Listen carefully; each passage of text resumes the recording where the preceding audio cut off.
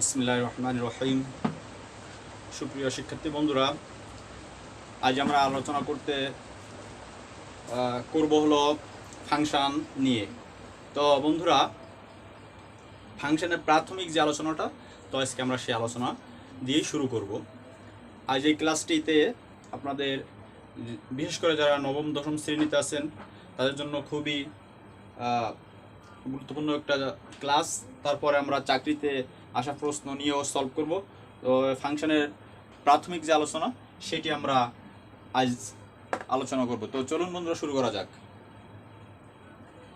আমরা প্রথমে এই ফাংশন সম্পর্কে আলোচনা করতে গেলে তিনটা বিষয়ের উপরে আমাদের একটু ধারণা রাখতে হবে। প্রথমে হলো সেটি হচ্ছে ডোমেন। দেখুন আমি এখানে লিখতেছি ডোমেন, এরপরে থাকবে কোডোমেন,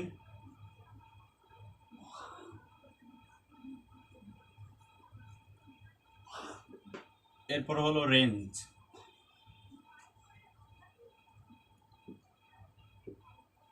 এই তিনটি বিষয়ে আগে একটু বিস্তারিত আমরা জেনে আসি। ডোমেনটা কি আমি যদি এক কথাতে বলি তাহলে এক্স এর মানটিকে আমরা ডোমেন হিসাবে ধরব। এক্স এর মানটা কি করব? ডোমেন হিসাবে ধরব। রেঞ্জটা কি? F x, F of x, F of x এর মানটাকে আমরা রেঞ্জ হিসেবে ধরব। কোডোমেনটা কি? কোডোমেনটা হলো রেঞ্জ যে সেটের সদস্য সেটাই হলো এই রেঞ্জ, যে সেটের সদস্য সেটা হলো কোডোমেন। রেঞ্জটা হলো যে সেটের সদস্য সেটি হলো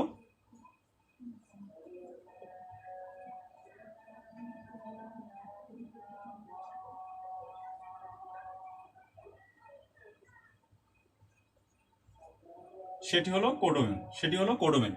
তো আমরা যদি একটু দেখি এরপরে আরো বিস্তারিত তাহলে বুঝতে পারবো। তো দেখুন, প্রথমে আমি এভাবে আমরা লিখতে পারি। ধরুন আমরা এখানে যদি আমরা লিখি -2 -1 0 1 2, তাহলে এখানে আমরা লিখতে পারি 0 1 4 9 16।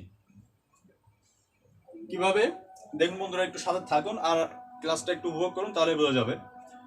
আমরা এখানে যদি মনে করুন x প্লাস এটা হবে হলো f of x equal to x plus 1 whole square. তাহলে আমি কি বলেছিলাম? এটা হলো এফ অফ এক্স, এটা হলো রেঞ্জ, এক্স এর মানটা হবে কি? ডোমেন। তাহলে আমরা যদি প্রথমে এফ অফ এক্স এর জায়গায় -2 বসাই তাহলে কি দাঁড়ায়? দেখুন, এক্স এর জায়গায় -2 প্লাস 1 হোল স্কয়ার।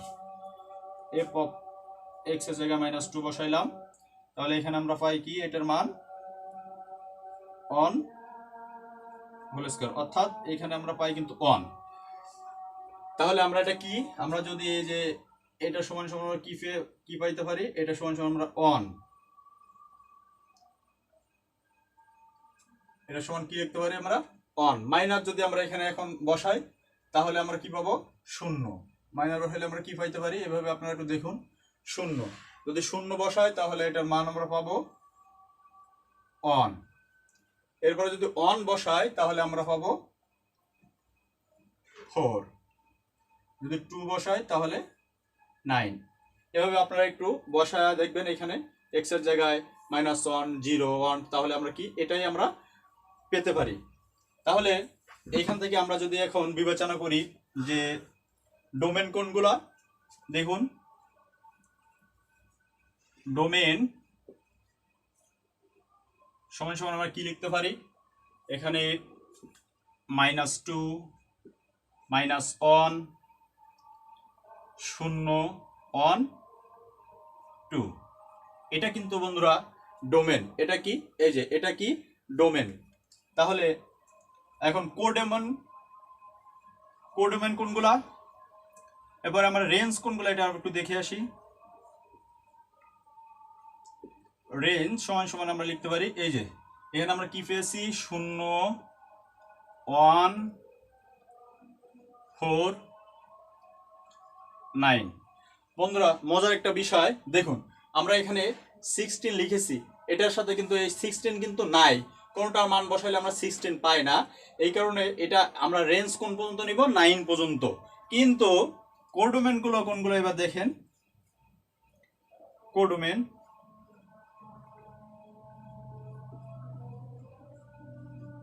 কোডোমেন সমান আমরা কি লিখতে পারি 0 1 4 9 16, এটাই কিন্তু কোডোমেন। বন্ধুরা এখানে কি বলা হয়েছে, রেঞ্জের যে রেঞ্জটা হলো, কোডোমেনটা কি, রেঞ্জ যে সেটের সদস্য ওটাই হলো কোডোমেন। তো দেখুন এই যে এটা হলো রেঞ্জ, এই 16 কিন্তু রেঞ্জের সদস্য, কিন্তু এখানে আমরা রেঞ্জের সম্পর্কটা কি, কোডোমেনের সাথে রেঞ্জে এই 9 পর্যন্ত সম্পর্ক পেয়েছি, এই 16 এর কোনো সম্পর্ক নয়। এটা রেঞ্জ, কিন্তু এটা রেঞ্জ 9 পর্যন্ত রেঞ্জ, এই 16 কিন্তু রেঞ্জ নাই, এই 16টা হলো কোডোমেনের ভিতরে পড়ছে, এটা রেঞ্জের ভিতরে পড়ে নাই। এটা আমরা একটু মাথায় রাখতে পারি। এরপর আমরা যেটি দেখব যে ফাংশন কোনগুলা, আমরা আগে একটু চিনি ফাংশনগুলো কি, এরপর আমরা তাহলে ফাংশন কি এটা আমরা দেখবো। এবার মনে করুন যে আমি এখানে আমরা এইভাবে লিখতে পারি, এটাকে যদি আমরা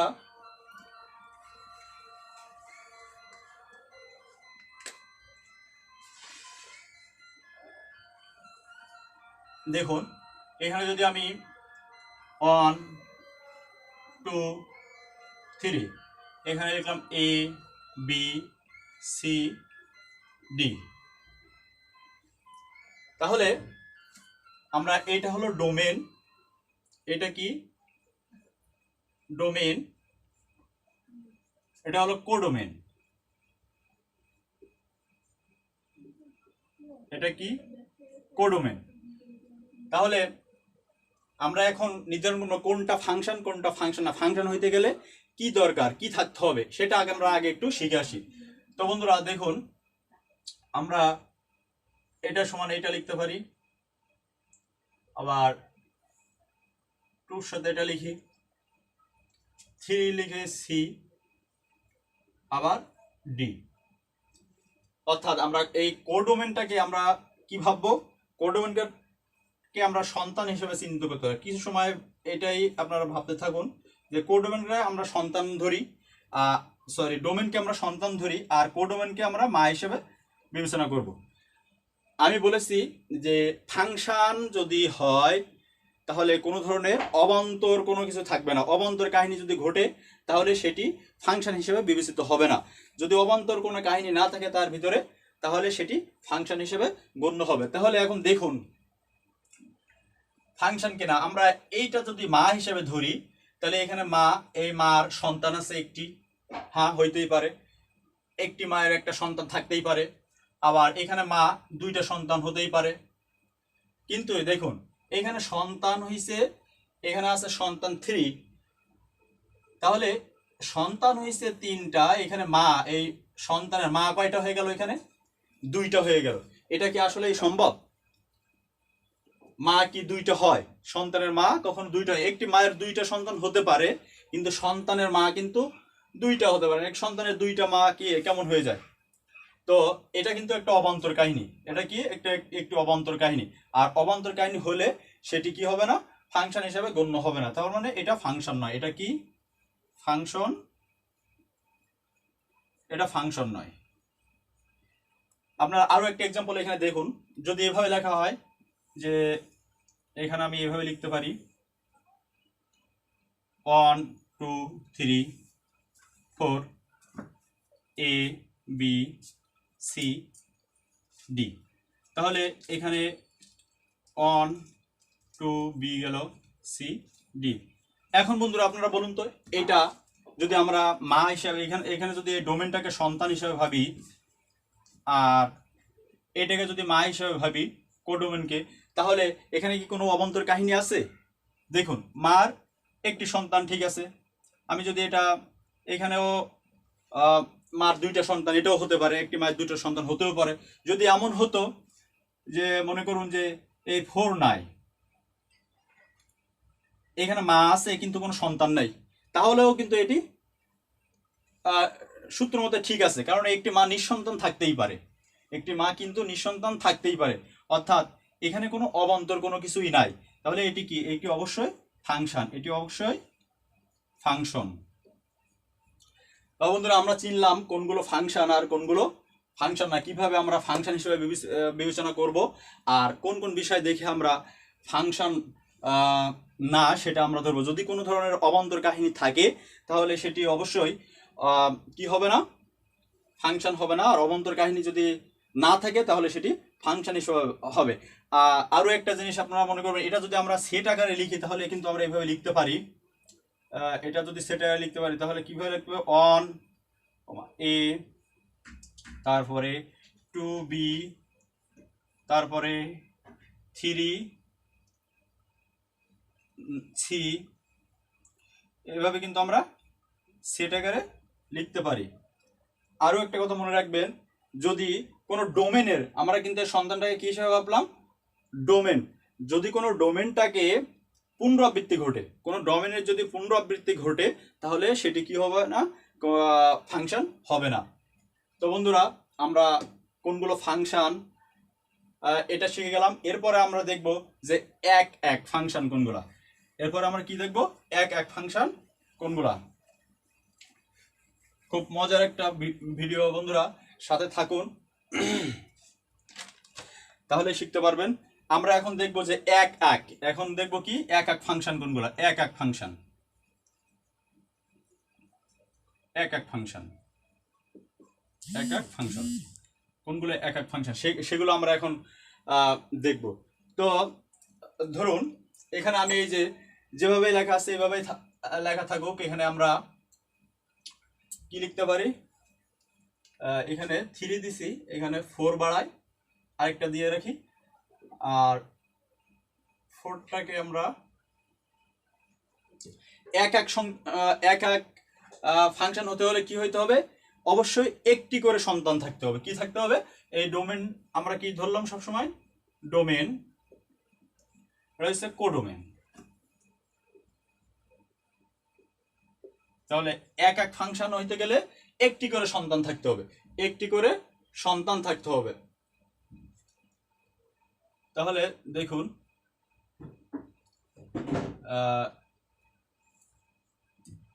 এটাকে আমরা আগে দেখব ফাংশন কিনা, তারপরে এক এক ফাংশন কিনা এটাও দেখব। আমি ফাংশনে কি বলছিলাম যে অবান্তর কোনো কাহিনী আছে কিনা। বন্ধুরা দেখুন তো, এখানে তো এটি মা, এটি সন্তান, এভাবে আপনারা একটু চিন্তা করুন, তাহলে কিন্তু বের করতে খুব ইজি হবে। দেখুন এখানে মা আছে, সন্তান, ঠিক আছে, মা আছে একটি, দুইটা সন্তান, ঠিক আছে, এখানে মা আছে একটি, সন্তান দুইটি, হ্যাঁ এভাবেই হতে পারে। তারপরে মা আছে কিন্তু কোনো সন্তান নাই, এটাও হইতে পারে, নিঃসন্তান হইতে পারে। তাহলে এটা কি? অবশ্যই এটি কিন্তু ফাংশন। এটা কি? কোনো অবান্তর কাহিনী নাই, এটা কি? ফাংশন। এখন আমরা দেখব এটি ফাংশন। আমরা কি পাইলাম সূত্র মতে? আগে দেখলাম কি ফাংশন কিনা। ফাংশন হতে হলে কি হবে? কোনো অবান্তর কাহিনী থাকা যাবে না। এখানে কিন্তু অবান্তর কাহিনী নাই। দেখুন মার সন্তান অবশ্যই আছে, কিন্তু এই মাটা আছে কি? নিঃসন্তান। একটি মা নিঃসন্তান থাকতেই পারে। এরপরে আমরা দেখব যে এটি এক এক কিনা, এটি এক এক কিনা সেটা দেখব কিভাবে? একটি মায়ের একটি সন্তান হতে হবে, বেশি থাকা যাবে না, ম্যাক্সিমাম একটি হইতে হবে। তাহলে দেখুন আমরা এখানে একটি মায়ের সন্তান আছে, এটাও আছে, এই যে মা, এই মায়ের কিন্তু দুইটা সন্তান, হ্যাঁ। তাহলে এটা কি?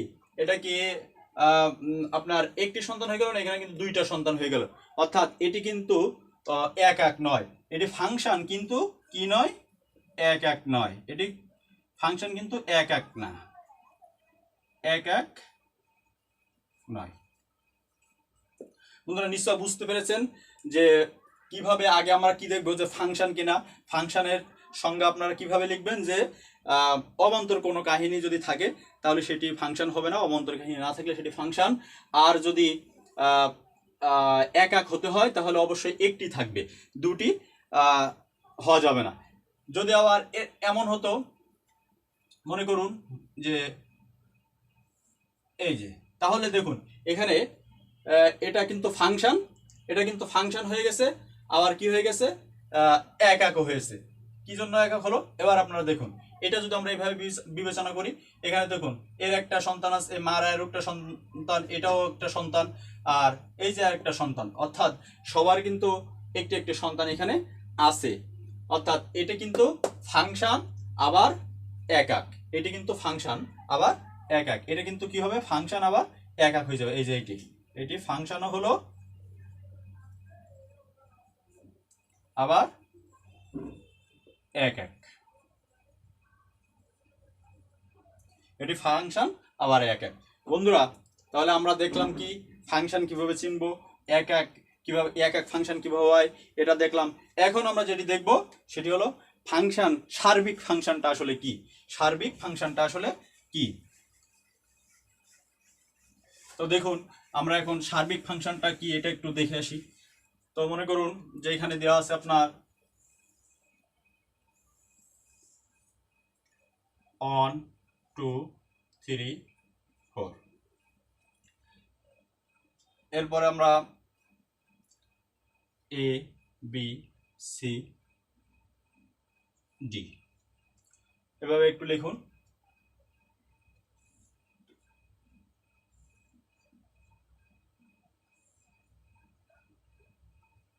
দেখুন তাহলে এই ডোমেনটাকে কি ভাবছিলাম আমরা সবসময়, ডোমেন হলো সন্তান, ডোমেনটাকে কি ধরছিলাম, সন্তান। আর কোডোমেনকে আমরা কি ধরেছিলাম, কোডোমেন এটা হলো মা। অর্থাৎ প্রত্যেক মায়ের সন্তান থাকতে হবে, তাহলে সেটি কি হবে, সেটি হবে হলো সার্বিক ফাংশন। আমরা এখন কি আলোচনা করছি, সার্বিক ফাংশন কিনা, সার্বিক ফাংশন। দেখুন সার্বিক ফাংশন, তাহলে সার্বিক ফাংশন তো হইতে গেলে কি হবে, প্রত্যেকটা মায়ের একটি করে সন্তান হইতে হবে, প্রত্যেকটা মায়ের কি হইতে হবে, সন্তান থাকতে হবে। তাহলে এখন আমরা এখানে দেখি, প্রথমে আমরা এটা দেখি ফাংশন কিনা, যদি অবান্তর কোনো কাহিনী এখানে আছে কিনা, অবান্তর কাহিনী আছে কিনা এটা আগে দেখুন। একাক কিনা, আপনি দেখুন একাক হইতে গেলে কি বলছিলাম যে একটা করে সন্তান থাকতে হবে। তো দেখুন এখানে কিন্তু এই যে মা, এই মায়ের কিন্তু এখানে দুইটা সন্তান অলরেডি হয়ে গেছে, তার মানে কি এটি একাক নয়, এটা কি একাক নয়। এরপরে দেখি যে এটি সার্বিক কিনা, সার্বিক হওয়ার জন্য কি বলছিলাম যে একটা করে, ম্যাক্সিমাম একটা সন্তান থাকতে হবে। তো দেখুন এই যে ডি আমরা লিখছি, এখানে কিন্তু তার কোনো সন্তান নাই, তার মানে এটা কি একাকও না, আবার ফাংশনও না, আবার কি না, সার্বিক না, আবার সার্বিক না, সার্বিক না এটি। অর্থাৎ একাক হইতে গেলে আপনার একটি করে সন্তান থাকতে হবে। দেখুন এই ডি কোনো সন্তান নাই, তাহলে কি এটি একাক না। আবার সার্বিক ফাংশন কিনা, সার্বিক ফাংশন হইতে গেলে ন্যূনতম কয়টি সন্তান থাকতে হবে, একটি সন্তান হইতে হবে, তাহলেই সেটি হবে সার্বিক। যদি বন্ধুরা এরকম থাকতো তাহলে কি হতো, দেখুন 1 2 3 4, এ বি সি ডি, তাহলে কি লিখলাম যে সার্বিক ফাংশন হইতে গেলে ন্যূনতম একটি করে সন্তান থাকতে হবে। তাহলে দেখুন এখানে আমরা এভাবে দিতে পারি। তাহলে এটা কি বন্ধুরা, আপনারাই বলুন তো একটু, যে এটা যদি আমরা সন্তান হিসাবে কল্পনা করি ডোমেনটাকে, আর কোডোমেনটাকে যদি আমরা মা হিসাবে দেখি, তাহলে সার্বিক ফাংশন হইতে গেলে ন্যূনতম একটি সন্তান হইতে হবে। তা দেখুন এর একটি সন্তান, একটি সন্তান, একটি সন্তান, একটি সন্তান, অর্থাৎ এটি কি সার্বিক, এটা কি সার্বিক, আমরা এটা পেলাম সার্বিক। আবার যদি এটা চিন্তা ভাবনা করা হয়, যদি চিন্তা করা হয় যে একাক কিনা, একাক হওয়ার সত্য কি ছিল, যে একাক হইতে গেলে ম্যাক্সিমাম একটি সন্তান থাকতে হবে। তো দেখুন এখানে কিন্তু তাই আছে, যদি আমরা এই যে ডি একটি সন্তান এখানে আছে, কোনটাই ডাবল নাই, তার মানে এটি সার্বিক আবার কি এক এক, সার্বিক আবার এক এক। তো বন্ধুরা এই গেল আপনার ফাংশনের যে প্রাথমিক আলোচনা। আরও একটা জিনিস মনে রাখবেন, আমরা যদি এটাকে এইভাবেই লিখি তাহলে রেঞ্জ এবং কোডোমেন, আমরা আগে ডোমেনগুলো এখানে দেখেন, ডোমেনগুলো আমি আগে একটু এখানে লিখি, ডোমেন কোনগুলা দেখুন। আমরা এখান থেকে ডোমেনগুলো কি আমরা এইভাবে হিসাব করতে পারি। ডোমেন সমান আমরা এখানে কি দিতে পারি দেখুন, 1 2 3 4 এগুলো কি ডোমেন। কোডোমেনগুলো কি দেখুন, রেঞ্জটা দেখুন, এখন রেঞ্জ সমান সমান আমরা কি লিখতে পারি দেখুন, A B C D। কোডোমেনটা দেখুন বন্ধুরা, কোডোমেন সমান আমরা এখন কি লিখতে পারি, কোডোমেন হলো A B C D। অর্থাৎ এখানে একটা মজার জিনিস, সেটি হলো দেখুন রেঞ্জ আর এই যে কোডোমেন, রেঞ্জ আর কোডোমেন এই দুটোই কিন্তু সেম, অর্থাৎ আমরা এই কথা তাহলে বলতে পারি সার্বিক ফাংশন হতে হলে রেঞ্জ এবং কোডোমেন দুইটাই সেম হবে। কি হবে? দুইটাই সেম হবে, তাহলে সেটি সার্বিক ফাংশন হবে। আর যদি দুইটা সেম না হয় তাহলে সেটি সার্বিক ফাংশন হবে না। তো বন্ধুরা, আমার এই ক্লাস আপনাদের কেমন লেগেছে সেটি অবশ্যই কমেন্টের মাধ্যমে জানাবেন। যদি ভালো লেগে থাকে তাহলে বন্ধুদের মাঝে অবশ্যই শেয়ার করবেন।